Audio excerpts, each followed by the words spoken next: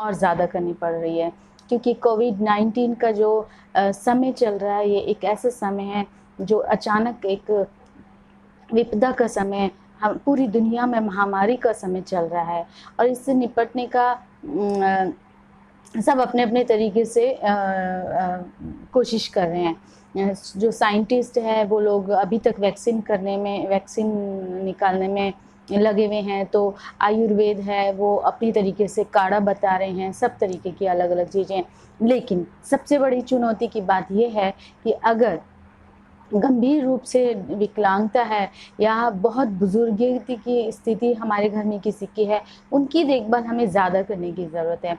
उनके लिए हमें अलग से प्रावधान करने की ज़रूरत है। तो इसके लिए मैं बहुत ज़्यादा गारंटी के साथ आपको कुछ बातें नहीं बताऊँगी, लेकिन सबसे पहले आपको अपने आप की देखभाल करनी ज़रूरी है।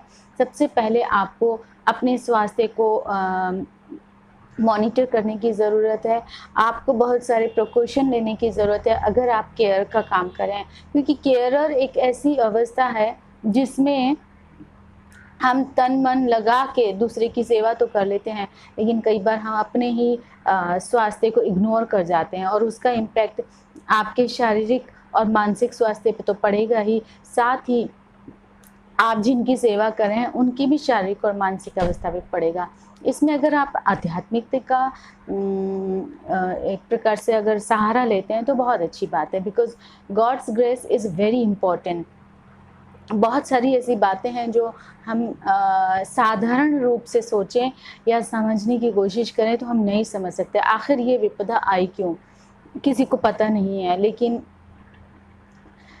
जो भी इसका कारण रहा होगा, जो भी इसके पीछे इसके उद्देश्य रहे होंगे प्रकृति के, वो हम अभी नहीं समझ पा रहे हैं। लेकिन प्रकृति अपने अपने तरीके से संतुलन बनाने की कोशिश करती है।